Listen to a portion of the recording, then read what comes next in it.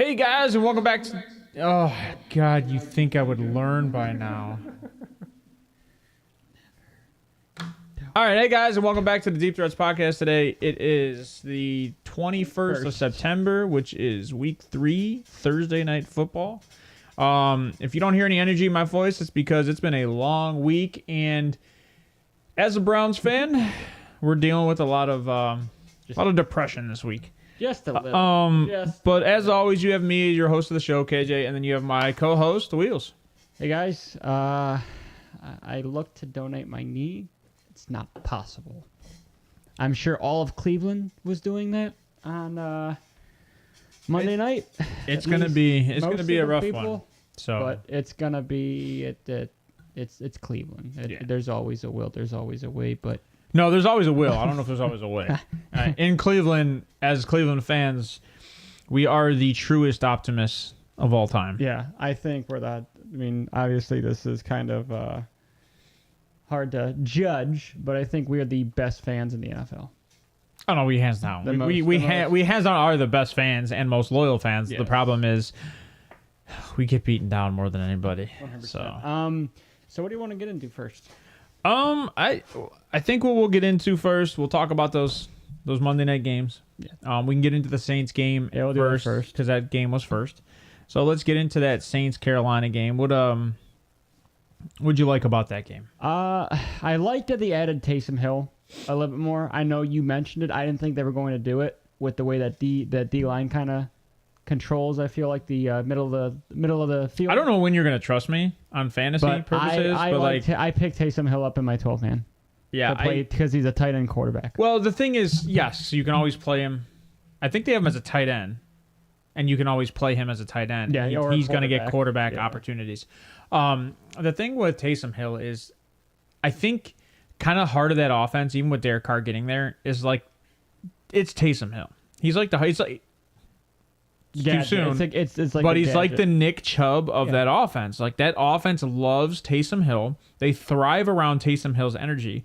Anything Taysom Hill does to win a game, like to be out on that field to help the team, it just rallies that team. I think it helps Derek Carr a little more because you get some rest and then you get to see how that defense is kind of lining up on certain plays, even though on the sideline out there, on the sideline, so you get more of a view of it, which can help him. Which is in games. That's a good coaching perspective. Is like, okay, I can see it now, I can go play it. Exactly. And so you know what? I didn't think about it. I like that mentality. That's a great mentality. And I mean, Jamal Williams went down in this game, but Kendra Miller is coming back. He is the rookie they drafted this year. So I would pick him up in all aspects as of right now, even if you have Kamara as a handcuff, because Jamal Williams is probably going to be out at least 2 to 3 weeks. I dropped him in my league just because I made a trade and had to make some room.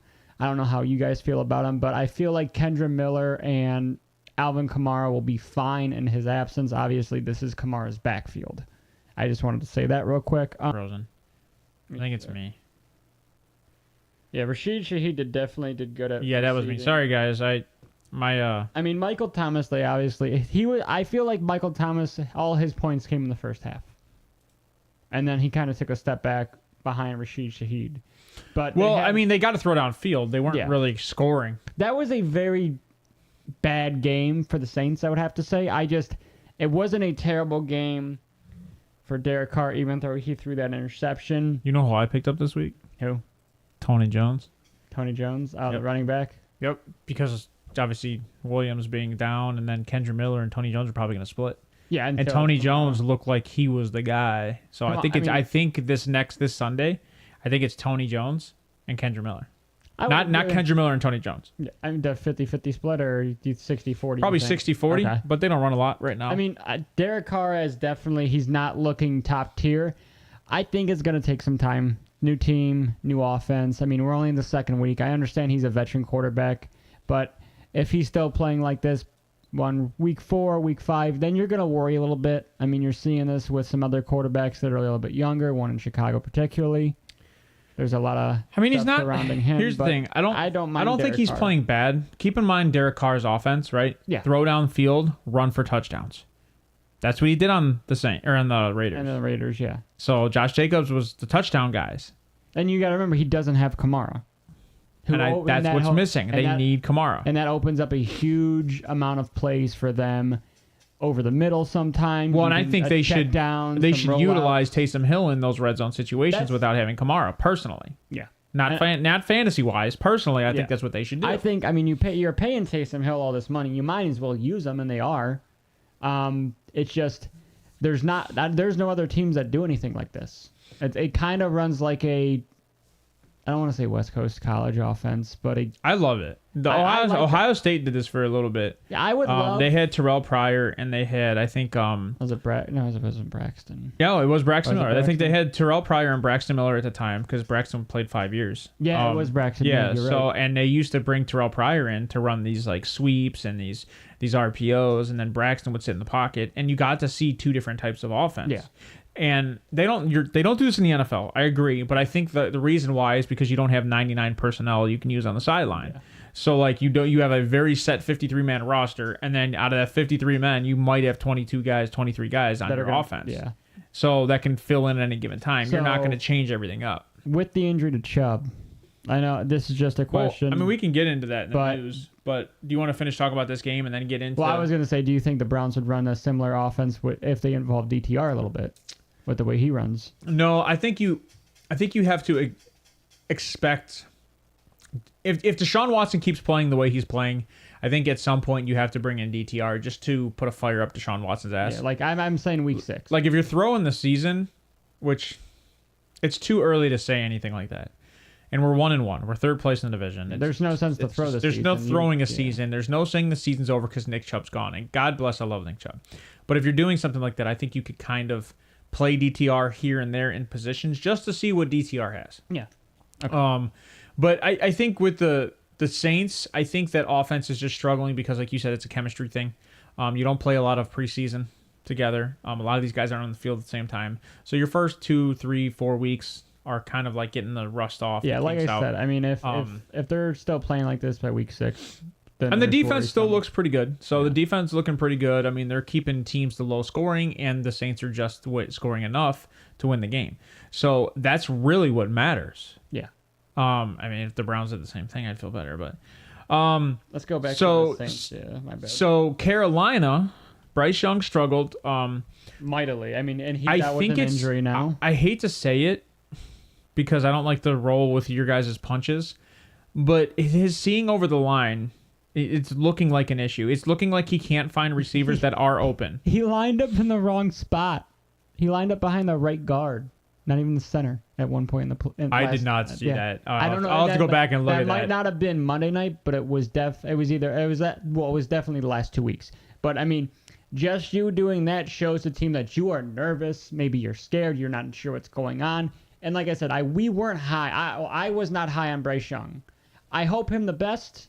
But, I mean, obviously 2 weeks is a very small sample size for these guys. Very small. 100%. I mean, it's an 18-week season. I'm not trying to beat on anybody here.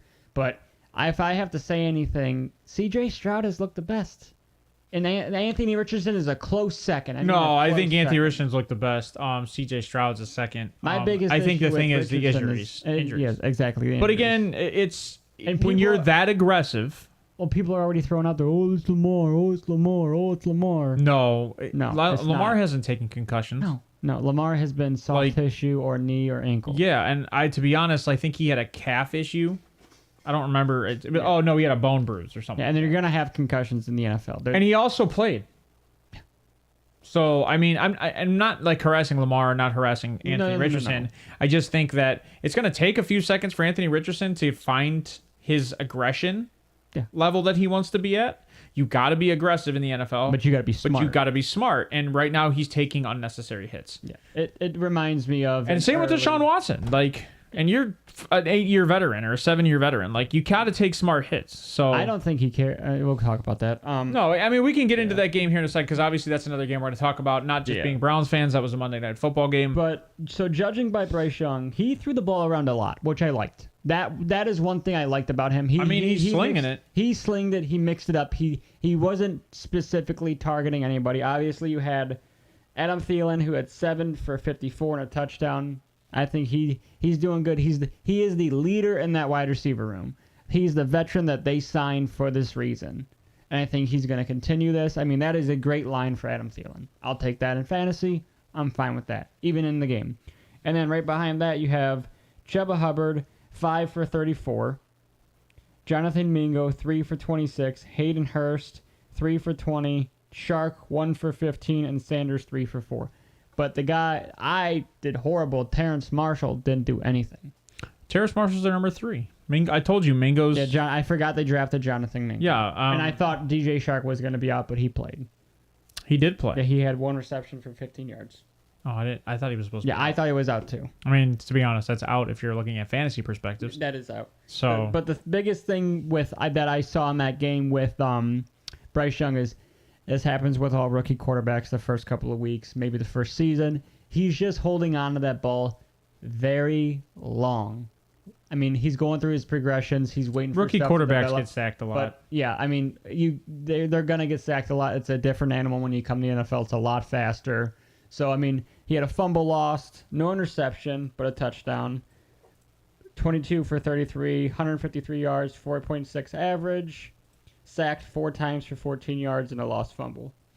And I'm pretty sure both their games they've lost, it's been really close. And so they're competing. The Saints' defensive line isn't anything bad. It's an above average defensive line. Yeah, I mean it's definitely up there. The Saints' defense is pretty good. Yeah, I mean the future looks bright for Carolina. I think Bryce Young can definitely. I think he can be the guy in Carolina. There's no doubt. I mean, like I said, it's a small sample size. We're only 2 weeks in, but as of right now, Carolina's embracing it. They're not dogging the guy. I mean, he's young.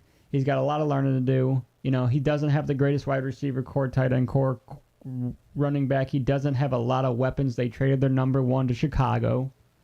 So, I mean, it's going to be traded their number 1 to Chicago, traded their running back. They're running back to San Francisco. Yeah, I mean, they got rid of everybody. So, I mean, Bryce Young's coming in with a fire.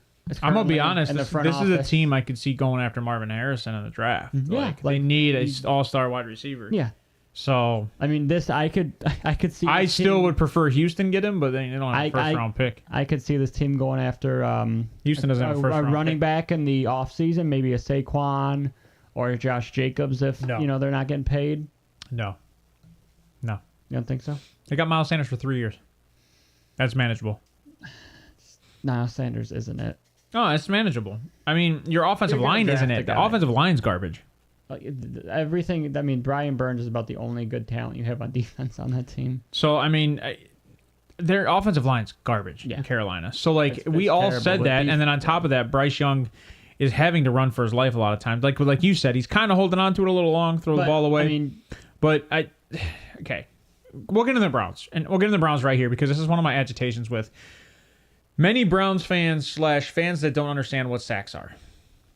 A sack is a perfect segue, and I love it. A sack is usually a situation where the quarterback decides to not get rid of the ball. Oh, that's a pretty easy definition, right? I mean, if a quarterback is extending a play and he's not taking a loss of yardage, but he gets sacked, to me, it's irrelevant. It's just a stat for the defense. Yes. Like, it doesn't hurt the offense. Yes. And I mean, fumbling the ball, on the other hand, when you get sacked, that is a huge issue. Yeah. So, segueing into the Browns, Deshaun Watson lost that game, not because of everything that led up to the fourth quarter, but because the fourth quarter with 6 minutes left, you're trying to extend a play, you take a sack and don't protect the ball. Exactly. I would say that our left tackle, Jedrick Wills, definitely had a big part in this game being lost. Here's my issue with Jedrick and Dewan. Both these guys. Well, Dewan had cement feet for a lot of Both these guys. Finish the effing play. Yeah. Finish the play. The play's not over just because the guy passes you. You can't just stand there, turn around, and look dumb. Like, really what you look is dumb. Yeah. Did you notice? So I noticed this on the replay of the Nick Chubb injury. I know it's a run, whatever. But Dewan Jones is out on the right side, and he's blocking nobody, and he's just sitting there walking around. What are you doing? Like, you got it. Like you said, you got to finish the play. Get some contact. That's why you're find somebody. Hit somebody. Yeah. That's what you're playing for. That's why we have you on the team. And like I said, it's nothing against these guys, but no, it's against these guys. You have to finish the play. This is one of the biggest things that me, you, and Steve, when we were diagnosing defensive and offensive linemen, these were guys that quit And this is why guys dropped in our ranks. And maybe that's what they saw with DeJuan Jones. Well, and I even told you guys the reason I like DeJuan Jones' size, pretty agile. Yeah. I don't think he could be a tackle. He had cement. But he never finished plays. And that to me was an issue. And I love DeJuan Jones. I mean, obviously it's Ohio State, so I'm biased, but there's a reason he went in the 4th. Size, quality. He's got the ability, but you have, and obviously I think that's the downfall of being so big is finishing plays are harder. It's harder to do because you're exhausted. And I'm not picking on the fact that you're fat and you have the inability to finish the play. Not at all. But if you want to go look at some of the best left tackles and best right tackles of all time, they don't stop playing till the whistle is blown, that's a big factor. If you go look at any of the plays, I know Joe Thomas, he's beloved here in Cleveland. Every single play, he is either attacking somebody, blocking somebody. He is in contact with somebody on that offensive line, and these guys are not. Jedrick Wills gave up in the second half of that game. He gave up. This is how Jedrick Wills plays. So Jedrick Wills does his chip, and he tries to keep the guy out. If the guy's out of reach, he stops. And it's a little harder with a guy who's going to extend plays Deshaun Watson. Baker Mayfield would have thrown the ball out or gotten out of the pocket and ran. Whereas Deshaun keeps trying to pull back up into the pocket, and he keeps trying to look downfield. And first things first, you can't do that against the Steelers defense. No, not against TJ Watt and that defense. It's one of the quickest defensive lines out there. They are so fast. And if Cam Hayward was there, it would have been horrendous, and the Steelers probably would have blown the Browns out after the Nick Chubb injury. Yeah, and we can say, the Nick Chubb injury, if he goes down, if he doesn't go down, we win. Okay? That's a different universe. It sucks. I was pissed. We'll get into that injury, but guess what? You got a game to finish. It's next man up. I know you're going to hate to hear that as a Browns fan, but that's how this team's run. That's how it's run. It's how it's been run. About it. Yep. These guys have been like that since high school. Because somebody gets injured, you don't mope about it. You know what? Let's go win the game for him. And that's actually kind of what frustrated me. They did not do that. After you saw that injury, I saw nothing but a deflated Browns team. No, it was a deflated Browns team. The defense, I think, fought. But that offense was deflated. That offense looks like, And you know what that honestly says to me? You know what that says to me? That is very... it's very reflective of Stefanski. Yes, because exactly. I felt like the game plan was Nick Chubb, and that was it. Yeah. Nobody else was in that game plan. And what was that first play? I know. That was the most Browns way to start a game on Monday night. The most against the Steelers. But I'm not opposed to that. Harrison Bryant has to catch that ball. He's the second string. Your second string tight. Harrison Bryant has been on the team for 4 years. He's been catching balls. He's been a solid receiving tight end. I'm not holding Harrison Bryant accountable for this. Deshaun Watson has to learn to throw a better touch pass in this situation, and I'm not opposed to the play call. You're trying to do something that the Steelers wouldn't expect. The Steelers would not expect a short screen to a tight end in that situation. They expect you to run Nick Chubb. They expect you to target Amari Cooper across the middle for Elijah a quick Moore. Yeah, they expect that. So they were thinking, well, let's try a quick out because the Steelers won't expect that. But the problem is with those defensive ends and outside linebackers, pretty much every quick out will be a fail because they're so fast. And, TJ Watt's one of the best covering outside linebackers probably in the league, maybe in the history of football, because he reads the play very well. Yes, he does. So Stefanski needs to quit thinking that I know what you know, that I know that you know that I know, we know. Just fucking play football. It's driving me insane. You have a top 5 receiver, a top 5 running back, and a top 5 quarterback. Go let these guys excel at what they're good at. Let them go. Stefanski just... You know what? It's too early to say this, but if Stefanski gets fired... Please, Cleveland, go after Eric Bieniemy. Well, here's the thing, and I've been saying this. I've been saying this for weeks, and I know a lot of Browns fans have been saying this for about 2 years. Just let Alex Van Pelt run the offense. I don't know why they don't. Alex Van Pelt has very good plays. Stefanski's calling Alex Van Pelt's plays how he sees them fit, but I don't think Van Pelt agrees with it. No. Let Van Pelt run the offense. Let him do what he needs to do. You lose arguably one of the greatest running backs of all time. Yes. Van Pelt would have been able to adapt. Yeah. And I don't think Stefanski did. Stefanski even said in a post... He sucks at adjusting. He can't adjust. Well, he did adjust. But he said in a post-game conference that we were going to stick with the game plan. You can't stick with the game plan when you lose the number 1 running back in the league. Or the number 1 piece of your offense. Like, you just can't. No. You can't just do the same thing.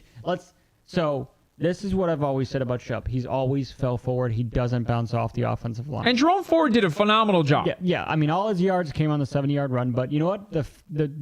That's the difference between Nick Chubb and Jerome Ford. Go look at the first play that Jerome Ford ran it in, not in the end zone, but on the next drive, he bounced off the offensive line and had to go outside and got tackled for a loss. But that is also the difference in Jerome Ford, right? Like, Jerome Ford has the ability to extend the play a little longer, whereas Nick Chubb finds the hole faster.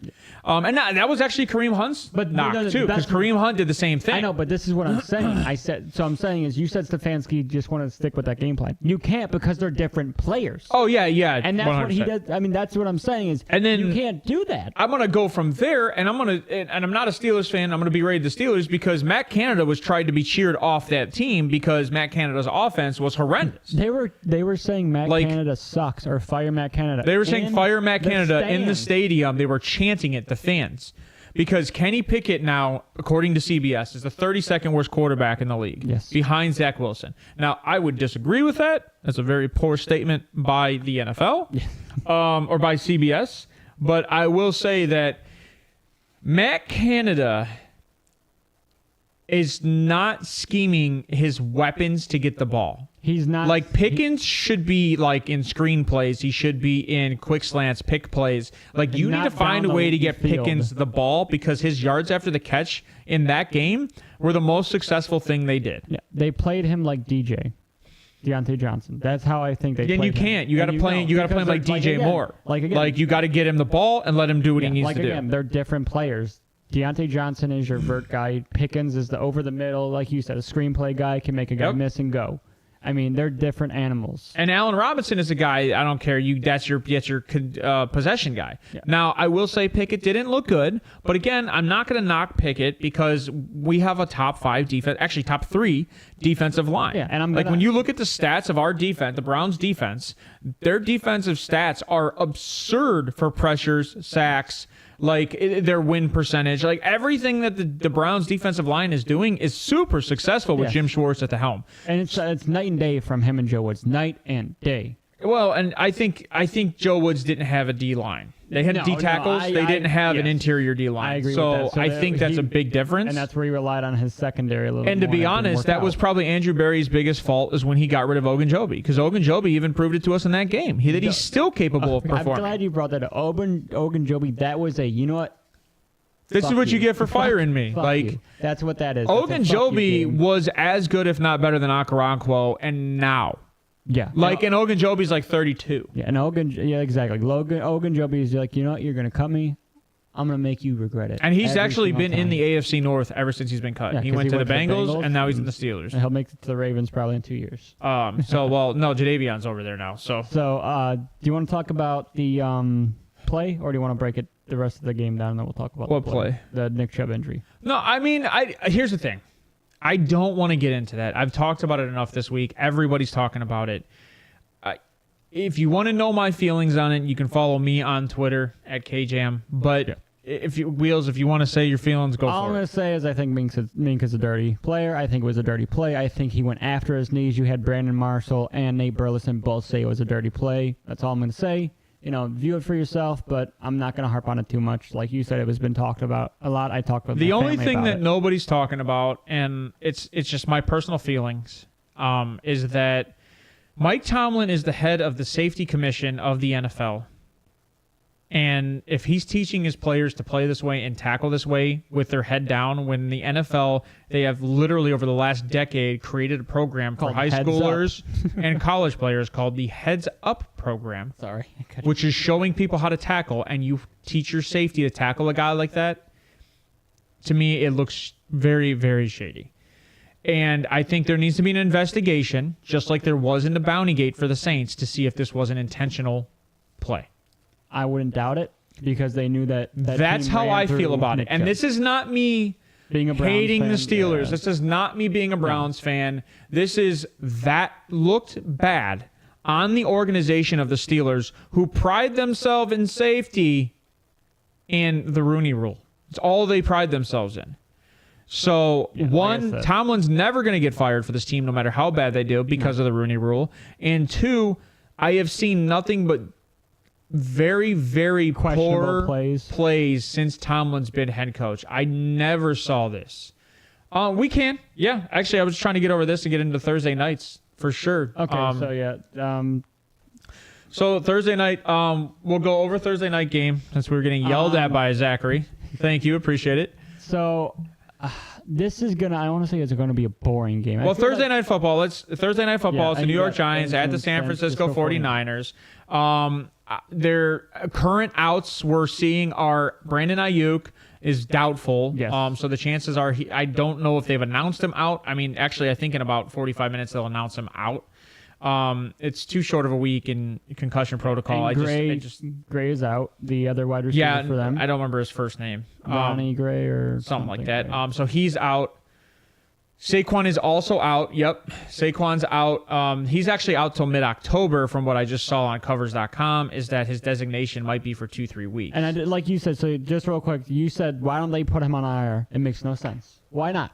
It's 4 weeks anyways. Well, 3 weeks because it might be 3 weeks. But so I agree, take the extra week, but they might need Saquon. So I know you guys might have seen the thumbnail.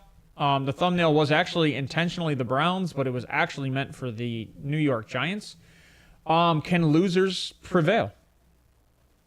Do we think, based on the way the Giants are playing this year, can they beat the San Francisco 49ers? And if so, how do they do it? I don't think they can. Especially not without Saquon. I don't see it with this defense. Now, Matt Breida, who is one of the fastest running backs in the league, is stepping up behind Saquon. And Matt Breida is very capable of doing what Saquon can do. Maybe not at that level. Yes. But he's very capable of doing what Saquon can do at any given time. So I don't know if they lose too much because Saquon has not looked good the first 2 weeks. No. I don't know if they lose anything at the run game. Do you start or sit Breida? I sit Breida. I think you have to start Breida just because he's going to be utilized in the check down. Does that make sense? Yes. But here's the thing,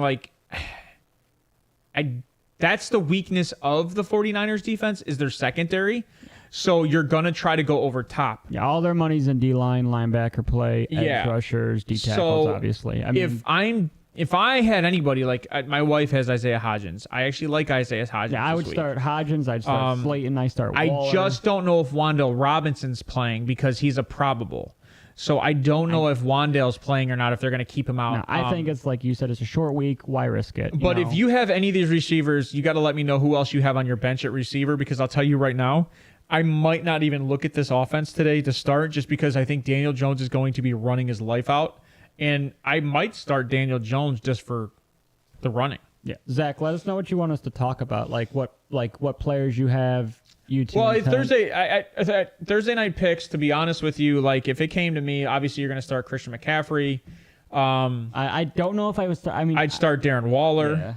Yeah. Debo. You're going to have to start Debo if Ayuk's out. They got to find a way to get Debo the ball. Kittle. He's been kind of a question the last 2 weeks. I don't Do you start Kittle. Yes. Cameron Latu is out. So at blocking. So I think Kittle is going to be on the field more often. So I think you can start Kittle this week. I think Kittle will probably give you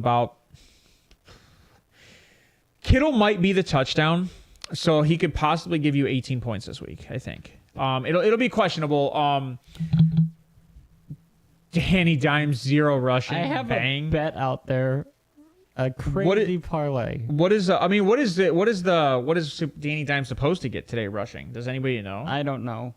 I didn't look up that. I didn't take any rushing. My bet real quick is Christian McCaffrey anytime touchdown, Debo anytime touchdown, Brock Purdy 150 or more passing yards. Purdy. Just an FYI, Daniel Jones has 22 rushes for 102 yards so far on the season. So he's running a lot.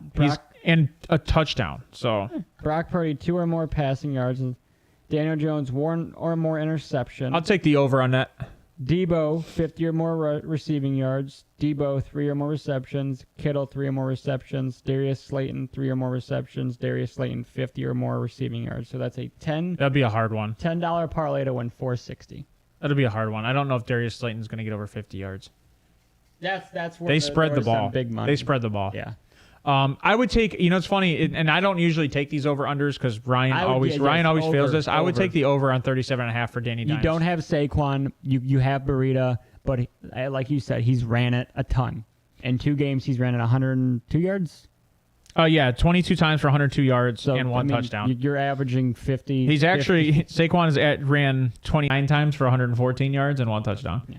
So it's actually kind of funny because Daniel Jones is better yards per carry and the same amount of scoring. And Daniel Jones or Brian Dable kind of has changed this offense to, like I said, not run through Saquon all the time, but also run through Daniel Jones where he can get out and, gain a couple yards.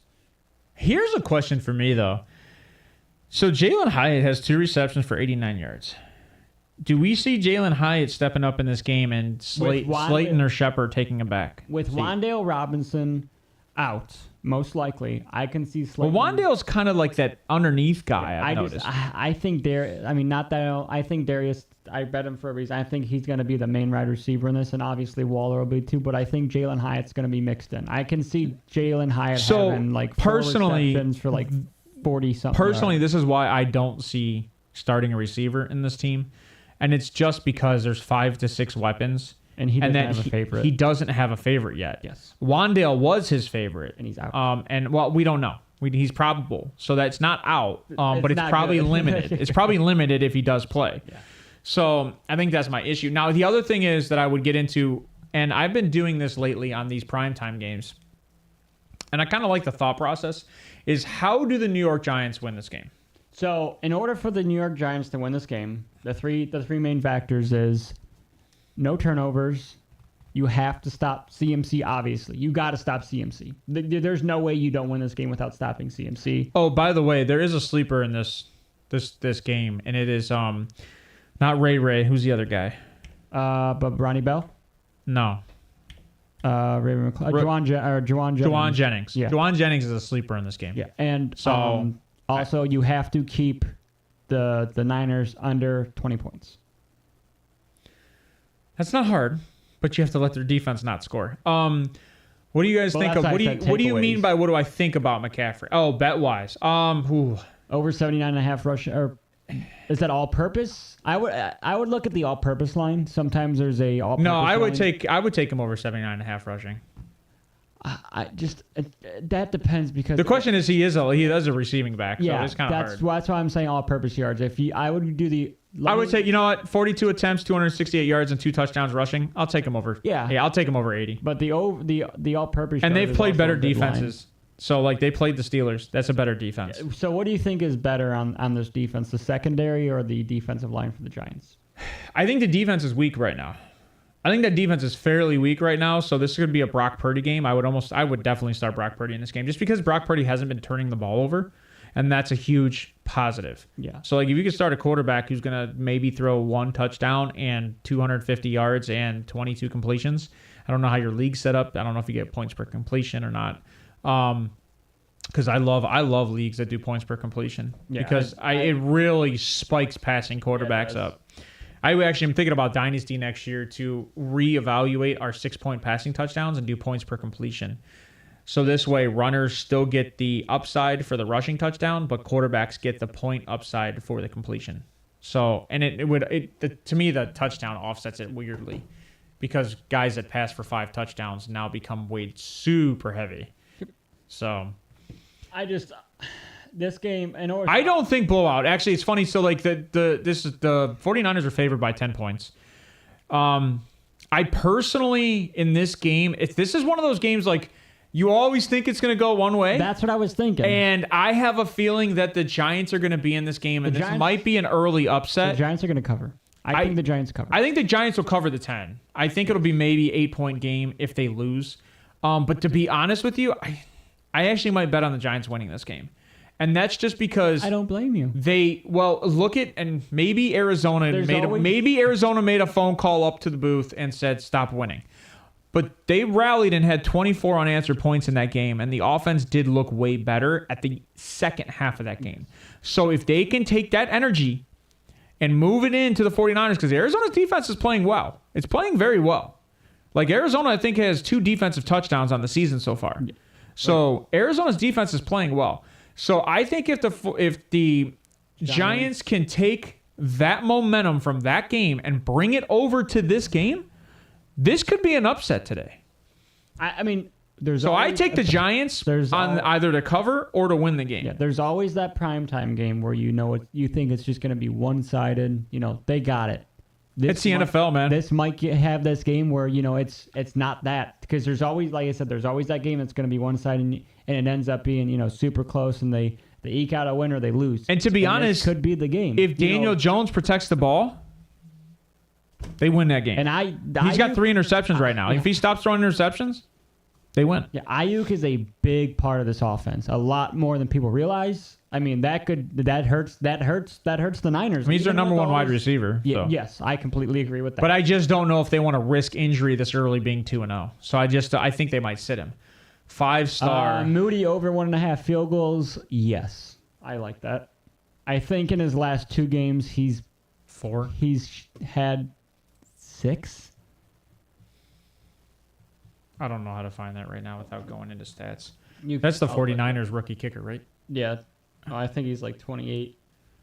Oh, no, that's the dude from Dallas. Never mind. I was going to say, I think they just drafted Moody this year in the 4th round or something like that. You like Ayuk and other players on my team, but not offering trades. Jake Moody in the last 2 weeks. Are you saying I like Ayuk, Johnny? He's attempted 6 field goals. Johnny, I'm not. Do I look like I need a receiver? Oh, okay. I was gonna say I like Ayuk. I don't need a receiver. I got T. Higgins, DK Metcalf, and Devonta Smith. I don't need a receiver. So if you're coming at me, it's not me. Ayuk has attempted 3 in the first week and made 3 in the second week and made 3. Speaking of your mic. Sorry, I said Ayuk has attempted 3 in the 6 in the last 2 games, so 3 in each game. I would take the over. The over 1.5. Ayuk has attempted what? Or not Ayuk, Moody. Oh, so he's attempted 3 kicks. Yeah, I would take the 1.5 over. Yeah, I mean, it depends on the line, but I'd definitely probably take it. If you're adding that to a parlay just to increase I would do it. Yeah, and that's against Pittsburgh and the Rams. So better defenses. Yeah, and that's my thing is this could be most people probably have this at a 20 to 13 game. That's the only. This could be a 35 to 27 game. And that's because you got to remember real quick with defenses is the better the defense, the more field goals you're going to kick. The worse the defense, the less field goals you're going to kick. So I know I said the over, but I do think he kicks 2. I mean, he's probably going to kick 4, to be honest with you, just because it's field goals, right? Yeah, 1.5 field goals. He's probably extra points. I mean, I doubt there's a line for extra points. There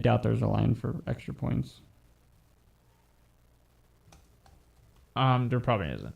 Who is Adam Bader? I don't know who Adam Bader is. I'll be honest. What am I missing here? What do you guys think about Adam Bader? I'm confused. I don't know if you mistyped that or if I'm gone stupid. I would probably take the latter because it's been a long week. But if you could clarify who that is, Zachary, that'd be great. I think he misspelled the last name. No, I don't. I mean, he'll tell us hopefully here in a second. It actually sounds familiar to me. I just don't know who that is. I thought I heard that this week, but I could be completely wrong. It's like I said, it's been a super long week. I mean, there's Adam Peters is the GM for the front. I think is the GM for the Niners. I mean, our assistant GM. Never mind. Zach, clarify it. You're hurting me. I don't think he knows. I don't know who it is. An indoor long jump. I just Googled it, but I don't know who the hell it is. That's actually a person, though. Adam Bader. Yeah. Bader. I looked it up, too. There's an Instagram profile and everything. So, if I had to pick a line for this game, I do think the Giants cover. I do think the Giants cover. I think they lose by a touchdown. So, I could see 17-24. But like I said, in order for the Giants to win, what's the over-under? They gotta keep the Niners under 20. They have to. What's the over-under? Over-under 42.5. I take the under. Oh, this has been like this all year to me. I actually have been calling the actual 42-point game because I think I would say 27 to like. Because that mine. I don't know. I might take I might take the over. 41. I might take the over. I took the over on the Browns game. Defensively, I still got that over. Yeah. It was 39.5. Like, I would take the over in this game, to be honest. It might be weird. I think that where the Giants excel, the 49ers have a poor defense. And I think where defensively or offensively that the 49ers excel, that the Giants have a weak defense because the 49ers like to do a West Coast offense and get guys into open space and do quick passes. And I think that hurts the Giants because they have not been able to stop that all year. Yeah. I mean, I don't know if I do not start I don't even know if I start I don't start the Giants kicker. I don't start the Giants defense. You start the 49ers defense if you're playing fantasy just because you're going in with the 49ers defense. Oh, speaking of defenses. You start Moody. No, speaking of defenses, jumping off this game real quick, get into the news. Don't forget, this happened today. Oh, yeah. Trayvon Diggs, if you have the 49ers, or if you have the Dallas Cowboys defense, this might hurt you a little bit because they're probably going to have less takeaways each game because Trayvon Diggs is out and he is one of the biggest turnover monsters in the league. Yeah. So I don't think it hurts their defense as a whole.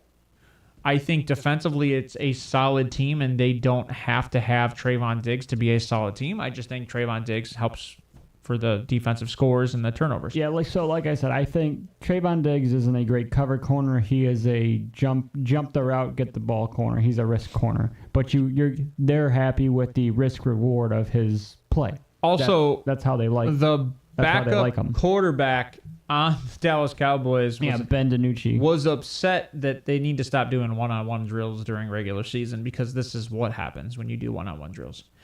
But to be honest, I hate to say it, you remember the Atlanta Falcons year where they had two receivers screwing around and then they ran into each other in the end zone in the pregame and injured themselves for the year. Crap like this happens. Yeah, it happens. Trayvon Diggs is a fluke accident, whereas Aaron Rodgers and Nick Chubb's, those are in-game time situations. And to be honest, you need to prepare yourself for hits. So if your body can't take a hit, it's going to happen. Yeah. It's going to happen. I didn't see the warm-ups or I didn't see the one-on-ones, so I don't know how it happened. I don't know if it was a freak accident where he just turned and there goes the knee. Yeah, and the Chubb injury, obviously we saw that. Too many times. The Aaron Rodgers was, you could see the hamstring snap. Or not his hamstring, I'm sorry, the Achilles snap. Did you see the video? They just put online Adam Schefter's going through oh, look at this. Snap. It's you could see it. It just his lower leg. Yeah, and Achilles has to do with a lot of Achilles is stretching and nutrients. Yeah, and it's tension. It's a eventually high tension muscle. They do snap if you have them constantly under stress and you don't do yoga. Dude, all those dark retreats, he doesn't do yoga. He's fighting the Hat Man, man. I'm telling you. Man, quit doing the yoga retreats if you're not going to do or quit doing the retreats if you're not going to do some yoga. Come on. I do love that he's I might be back in playoffs. No, he might. The reason you said that is because the Jets ain't going to the playoffs, so you can say that. If Josh Allen plays the way he did in week 2 anymore, yeah. I don't know. Josh Allen was the best quarterback of all time on week 2. Yeah, we'll talk about that Sunday because Robert Saleh's defense is a different animal. He's going to struggle a little bit. I'm anticipating at least one interception. Yeah, it is different this year. It's that defense is a different animal. That is, I think, it for us today, right? I think it's that's short show because we covered Mondays, we covered Thursdays. I think we did the pick'ems. I think we covered them today. Yep. I don't have anything else for you news-wise. Like I said, I don't want to get into the Nick Chubb thing. I've been talking about it for 3 days. No, I'm not going to get into the Justin Fields thing about how he's about the coaching staff. To be honest, Justin Fields is struggling. We don't have to get into that. He's just struggling, and you can see it for yourself. I still have to start him as a quarterback just because of his running upside. He has the potential to put 80 yards on the field and a touchdown at any given time. So you still kind of have to start him unless you have a better quarterback. So the only things that I think are funny is everybody's harassing Kenny Pickett. And to be honest, Deshaun Watson looks as good as Kenny Pickett. So I can't say anything. So the guys are statistically similar. But I will tell the Browns fans they need to take a chill pill. It's early in the season. Yeah, week 6. And we have a couple hard games, and then we have an easy slot in the season mid-season. So if our defense continues to stay healthy and play as well as it has, and we minimize turnovers, wins will come. Yeah. Those are 2 things we have to do. Minimize turnovers and keep a good defense. Wins are going to come. Yes, they will. Because that's what the 49ers are doing. That's what the Dallas Cowboys are doing. Brock Purdy is literally a game manager. Well, look at the Dallas Don't make Cowboys. Stupid mistake. Dak's not turning over the ball. They're winning games because the defense is doing everything else. And Dak turned over, I think, 14 or 17. He had like the most interceptions in his career last year. It was ridiculous. Yeah, but like he had 2 games, he hasn't turned the ball over once. But yeah, the Niners are built around what Brock Purdy can do, and they don't ask him to do too much. And but then, again, with that much talent, you can do that. That being said, look at the Chargers. They're not turning over the ball. They're playing perfect on the offense, but the defense is trash. Yeah, I think they have 60 points in their last 2 games, and they're 0-2. It was like 72 points. It was an absurd score. And Brandon Staley is well, I'm not going to blame the head coach on the defensive coordinator. I think you have to hold him accountable. It's going to be right, like the Joe Woods Browns thing. Like I think you have to hold him accountable. This is, I think, the 3rd year of that defensive coordinator, or 2nd year. So it's definitely.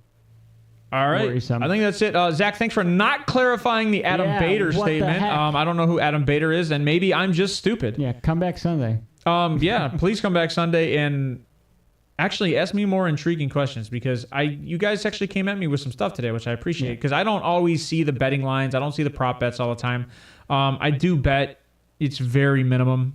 Yeah, I'm not betting hundreds.